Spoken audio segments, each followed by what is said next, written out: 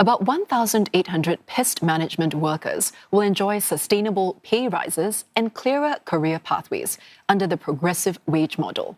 The sector is the 10th to be covered under the model, which helps to increase workers' wages through upgrading skills and improving productivity. Jermaine Wong reports. Following the announcement, Wong Kim Sing says he is looking to upgrade and strengthen his skills and hopefully earn up to 20% more. With over 20 years of pest control experience under his belt, he's picked up a host of skills along the way, from safe chemical handling to inspection techniques. Lately, it's involved more tech.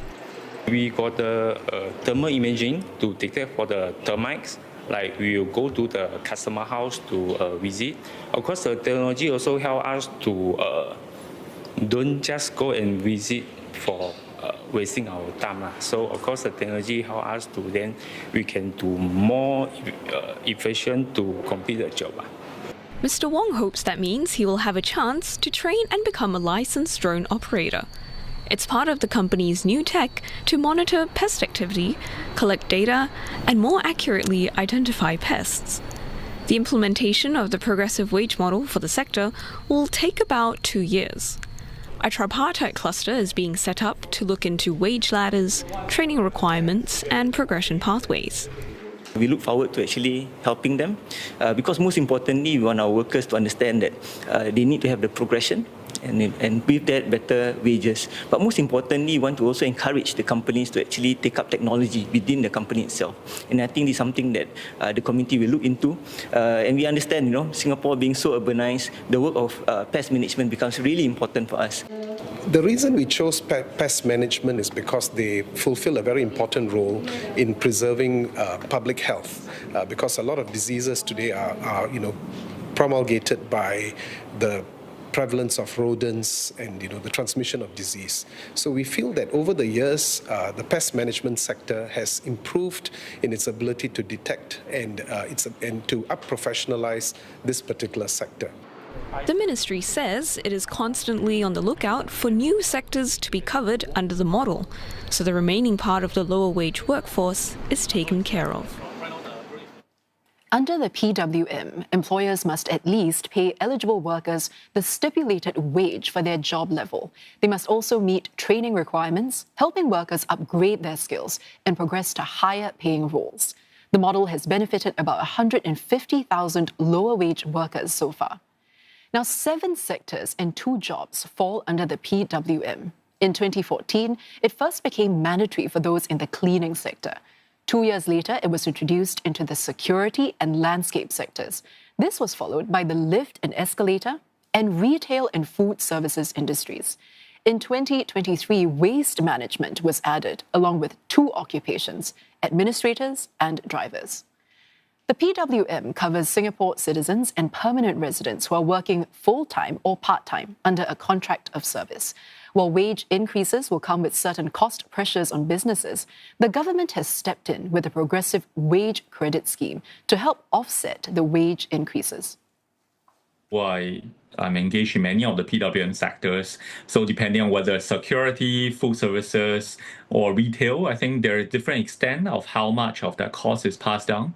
In some cases, I think the employer will find ways to raise productivity. So the same worker is delivering more value for the company, and therefore the cost may not be passed down. And Dr. Wan Rizal, who is chair of the new Tripartite Cluster for Pest Management Industry, joins us now. Dr. Wan Rizal, welcome to the show. Thank you. First of all, has the role of pest management workers become more specialized over time? So clearly we've seen how they have progressed over the years, and especially with technology moving very fast. It's clear that we need to harness technology into their work. And we've seen them using drones, we've seen them using more equipment that will better detect rodents, for example, or termites. And this would actually enhance their ability to give better value to the service buyers. So how will the progressive wage model encourage more workers to upskill and also incentivize employers as well to invest in their training? Indeed, I think at the end of the day, we want the workers to feel that it's not just about a wage increase, it's about giving them clarity in terms of pathway and progression. And this would probably attract more people to join into the industry. And this is the aim of PWM. It's not just about increasing wages, but giving our workers that sense of security and to know out there is a progression for them. And when people look from the outside and they see this progression coming in, I think they will be more interested to join. But again, this is also back to how we want to make use of technology, and we want to encourage the companies to come in on board and use technology to leverage our workers and give them a higher standing. Yeah. We also know that it will take about 2 years to implement this progressive wage model across the sector. Can you give us some details on what's going to happen during this time? So clearly within this 2-year term, our plan is to engage extensively with our stakeholders. We want to hear from our workers definitely.